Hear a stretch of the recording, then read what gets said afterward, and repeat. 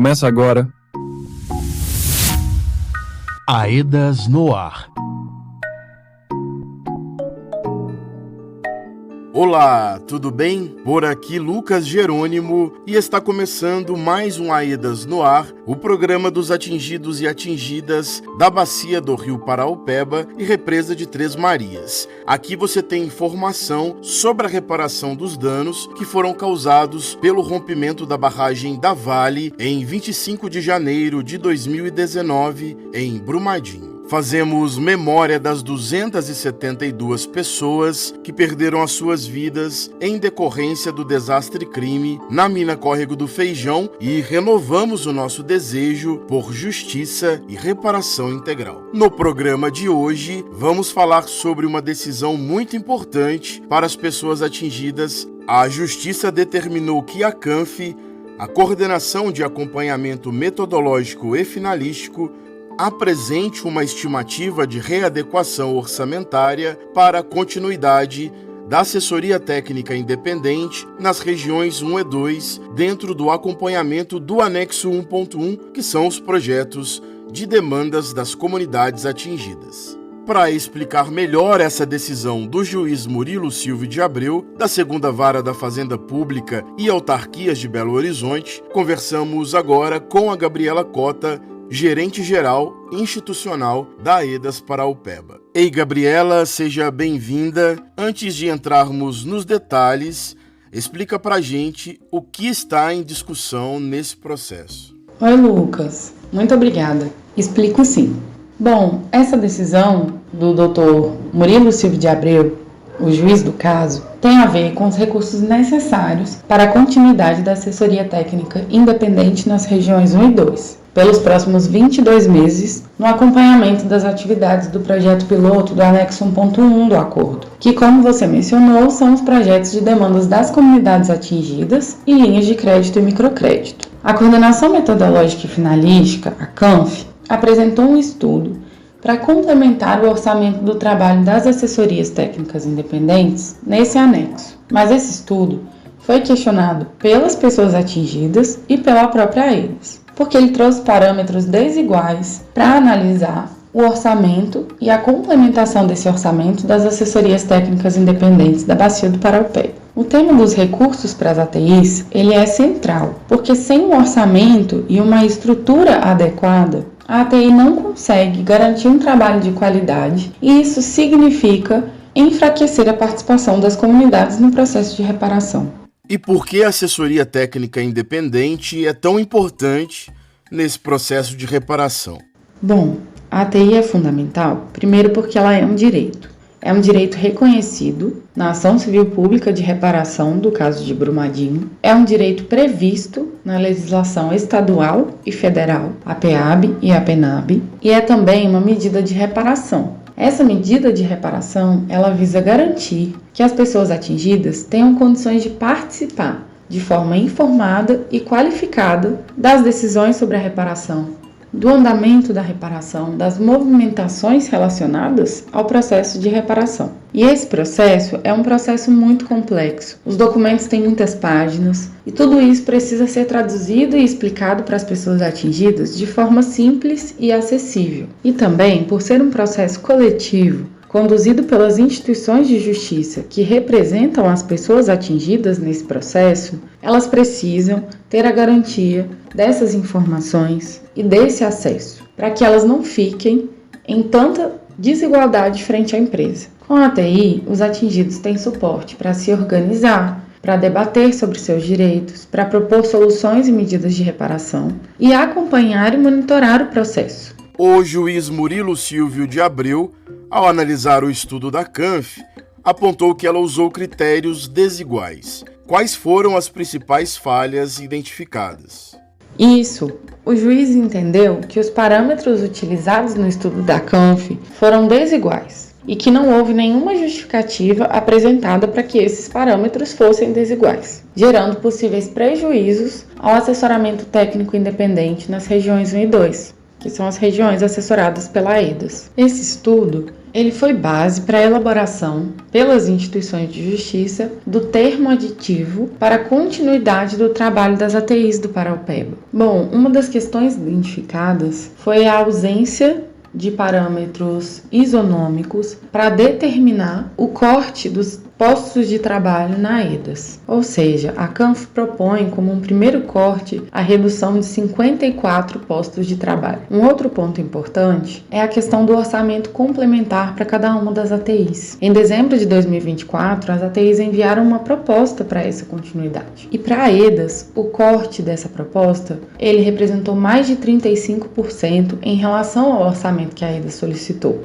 Em relação às demais ATIs, tivemos um corte menor e inclusive uma situação de aumento desse valor solicitado. E é importante reforçar que essas diferenças não foram justificadas por nenhum critério técnico ou vinculado à execução do anexo 1.1 ou às características dos territórios. Esses cortes desiguais, eles prejudicam diretamente o trabalho da AEDAS e, por consequência, também refletem nas comunidades atingidas e no seu assessoramento. E é importante ressaltar que esses territórios assessorados pela AEDAS, eles contemplam o epicentro do rompimento, o seu entorno, eles contemplam especificidades que estão garantidas na proposta definitiva do anexo 1.1 para serem trabalhadas, como a zona quente e os familiares de vítimas fatais, o que foi completamente desconsiderado pela Coordenação de Alinhamento Metodológico e Finalístico, a CANF. E uma outra questão identificada pelo juiz na decisão é o percentual de redução do orçamento no segundo ano de trabalho das assessorias técnicas. Para a AEDAS, a redução foi de 43% desse orçamento, e para as demais assessorias técnicas, foi de 37%. Na prática, o que a decisão do juiz Murilo Silvio de Abreu, determinando a correção do estudo de complementação orçamentária da CANF, representa para as pessoas atingidas das regiões 1 e 2? Essa decisão é muito importante, pois ela se baseia numa análise do direito das pessoas atingidas. Como eu já falei, a assessoria técnica é um direito, então o juiz demonstrou muito compromisso e preocupação com a efetivação dos direitos das pessoas atingidas nas regiões 1 e 2. E como já havia sido questionado, o juiz reconheceu que o estudo da CANF tratava de forma injusta e desigual tanto as assessorias técnicas independentes quanto as regiões atingidas. Essa decisão representa uma vitória e um não retrocesso muito importante. Na prática, ela visa assegurar condições mais justas para que a assessoria técnica independente continue atuando e acompanhando o projeto piloto do anexo 1.1, sobretudo nas regiões 1 e 2. Você mencionou a mobilização das comunidades. Pode contar um pouco como as pessoas atingidas participaram desse processo, Gabriela? Bom, a mobilização e a luta das comunidades atingidas tiveram um papel central, assim como em todo o processo de reparação. As lideranças das instâncias regionais das regiões 1 e 2, bem como as representações dos povos e comunidades tradicionais dessas regiões, se uniram para a construção de uma carta-denúncia. Essa carta refletiu a indignação e a defesa do direito pelos seus próprios titulares, as pessoas atingidas. Ela também foi resultado de grandes reuniões e debates para a construção coletiva nos territórios das regiões 1 e 2. Essa decisão não é apenas resultado de uma análise técnica, mas ela representa uma resposta extremamente positiva à força coletiva das comunidades que não aceitaram ser tratadas de forma desigual. E daqui para frente, quais são os próximos passos determinados pela Justiça?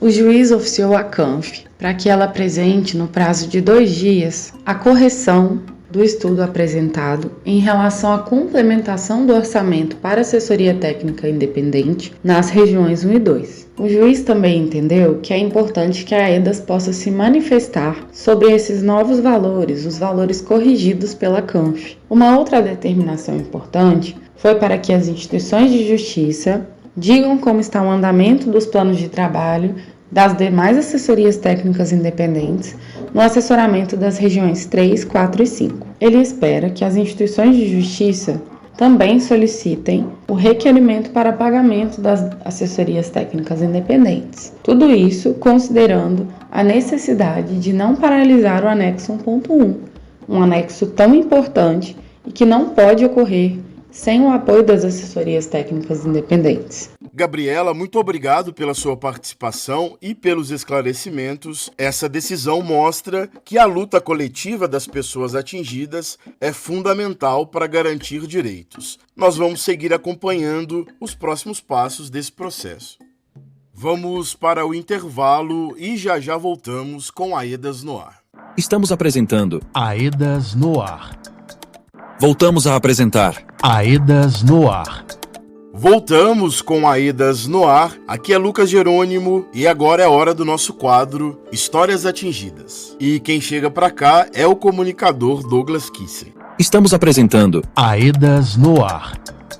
Hoje vamos falar sobre a realidade vivida pela população atingida, histórias que foram completamente reescritas pelo desastre crime da Vale em 2019 e continuam sendo atingidas pela mineração predatória em todo o território. Vamos ouvir a fala de pessoas que tiveram suas terras, parentes, amigos e memórias destruídas por esses danos e que aguardam pela justiça que precisa ser feita. É hora do Histórias Atingidas. Vamos conhecer melhor a caminhada do povo Aranã, povo que foi atingido pela exploração ambiental e os danos da mineração. Originários de Araçuaí, no Vale do Jequitinhonha, os Aranãs foram expulsos de seus territórios pela colonização e desde 1996 vivem no município de Juatuba. Nesse papo, teremos João Índio, Marlene Índio, Isabel Índio e Pedro Índio. Mas além deles, são cerca de mais de 20 pessoas representando o povo Aranã no território atingido. Vamos começar. Isabel Índio. O povo Aranã passou por muitas mudanças de território até chegarem em Juatuba. Como foi esse processo? E para vir para aqui foi uma peleja, porque os meninos veio para aqui, comprou o terreno aqui, mas e para construir? Tinha que comer e construir. Aí foi muito difícil, foi uma dificuldade. A gente passou mal. É isso que eu falo com vocês. Foi nesse tempo que nós achou o Paraupeba lá, né? Que era onde é que a gente pescava, onde é que a gente banhava, onde é que a gente lavava roupa. Saía daqui e ia lavar roupa lá, porque era o jeito, porque aqui não tinha água, não tinha água encanada. Tinha a esponha de caminhão numa caixa, aí quando vinha lá para baixo naquela rua lá, a gente tinha que buscar lá nas latas e trazer para poder seguir. Então a gente ia para lá, chegava lá, a gente ficava pescando lá e ficava lá lavava a roupa, já vinha tomar banho de lá, né? E como é para você, mesmo com tantas mudanças, manter todas as tradições dos Aranãs em sua vida? Eu sinto muito bem ser Aranã. Eu sinto muito bem mesmo, gosto de ser Aranã e gosto de viver com essas coisas tudo, olha, e no mar. E plantar, se chover e eu não tenho uma terra para plantar, nossa, acho que eu até não sei como é que eu fico não. Isabel, você mencionou a importância das plantas para o povo Aranã. Quais foram as mudanças que ocorreram nas suas plantações desde o desastre crime da barragem de Brumadinho em 2019? Eu plantava nesses lotes aqui, ó, sobrava milho e tratar de galinha. Tudo que plantava dava era feijão. Nós colhia saco de feijão só nesse lote que não era nosso, não, que agora que está sempre me comprou. Nós plantava ele, ponhava um saco de feijão. Agora não dá. O feijão que eu plantei ali mesmo, que eu colhi agora, tá ali num saco. As bases, a gente pega assim, tem igual uma palha, ó. Parece que não tem nada. O que eu senti mais desse rompimento, que eu senti foi que eu fiquei muito ruim e não tive trato nenhum. Porque eu vi desde o começo. Porque a minha filha estava trabalhando, ela passou mensagem para mim e falou: mãe, liga a televisão para você ver o que está acontecendo no Brumadinho. Aí, não gostei nem de lembrar. João Índio, quem são os Aranãs e qual a ligação de vocês com a comunidade? A ligação é tudo para nós, né? É uma conexão que a gente tem muito forte, né? O povo Aranã, um povo unido, né? Um povo muito as pessoas pensam que os indígenas são uma pessoa agressiva, a gente é uma pessoa muito dócil, muito tranquilo, muito unido entre nós, né? Muito manso, né, de espírito, né? E a gente vê que as pessoas gostam de ficar onde a gente está, e a gente transmite essa paz. O povo Aranã é um povo pacífico, um povo que não é de lutar ou fazer agazar, mas lutar por direitos, né? A gente luta por direitos, a gente é forte, a gente é valente nesse sentido. Mas em relação de baderna, de fazer coisas que não estão além daquilo que se deve, a gente não é assim. A gente não quer passar por cima de leis, né? A gente não faz isso. E os Aranã hoje é um povo bem distinto de qualquer outra etnia, por ser isso, né? Que às vezes a gente não quer pular etapas, a gente quer fazer tudo certo, né? Como a poluição do Paraupeba, através do desastre-crime de Brumadinho, atingiu as tradições do povo Aranã. Não pescamos mais, os nossos filhos, nossos sobrinhos não pescam, não sabem o que é pescaria, não sabem, ou seja, eu creio que o impacto é muito grande para quem vive uma cultura indígena, quem vive uma cultura de pesca, uma cultura de caça, né? Na beira do rio a gente colhia raízes, na beira do rio a gente colhia plantas medicinais, hoje já não pode fazer isso mais, porque o rio está todo contaminado, a margem contaminada. O rio toda hora enche à toa, qualquer chuvinha a gente vê que está aí fora dos barrancos lá e inunda tudo. Então, quer dizer, tudo ali para mim está contaminado. A gente temia muito, a gente teve muito medo de usufruir, e a gente não faz isso mais. Até hoje aqui, na nossa região aqui, você comer um peixe, nem saber de onde esse peixe vem, de onde foi pescado. Pedro Índio, quais direitos buscam o povo Aranã na luta por justiça? Uma coisa que o índio tem por exemplo, terra e água. Porque, tipo assim, a gente não quer dinheiro de governo, dinheiro de ninguém, não. Porque se a gente tivesse a terra e a água, a gente nem perturbava eles. Acho que eles nem viam a gente, que a gente ia ter nossas plantas medicinais, não ia precisar de tanta coisa, sabe? Marlene Índio, também gostaríamos de ouvir seu relato sobre os problemas causados pelo desastre-crime e como as novas gerações são prejudicadas pela poluição do Paraupeba. Se não tivesse acontecido esse crime da Vale, a gente nem precisava de ajuda, porque a gente continuava pescando, porque nós não estamos acostumados a ir lá no açougue e comprar peixe, não. Peixe que morreu há sabe lá quanto tempo, né? A gente está acostumado a ir lá no rio e pescar o peixe, chegar em casa e fazer ele. Às vezes assava até ali mesmo na beira do rio, entendeu? Os meninos pequenos que têm 6 anos, 5 anos, não sabem o que é isso, que agora que estava na época da gente começar a levar eles, começar a ensinar para eles, não pode, né? A gente não tem condição financeira para estar levando eles lá para Três Maria, para outro rio, para outro lugar, longe, né? Porque é complicado, né? É difícil. Marlene, você gostaria de deixar alguma mensagem sobre a luta do povo Aranã para nossos ouvintes? A luta é uma luta assim, bem árdua, mas a gente não vai desistir. Nem nós, nem eu não quero também que igual a minha filha que nasceu aqui, tem 25 anos, não quero que ela desiste. Não quero que a minha sobrinha que vai fazer 28, que nasceu aqui também, não quero que ela desiste. Nem os outros meus sobrinhos, eu não quero que ninguém desiste. Quero que continue lutando, né? E a gente continua lutando com fé e continua lutando desse jeito que a gente é, tranquilo, passivo, assim, sem briga. Muito obrigado, Marlene, Pedro, João e Isabel, pela participação no Aedas no Ar. Volto com você, Lucas.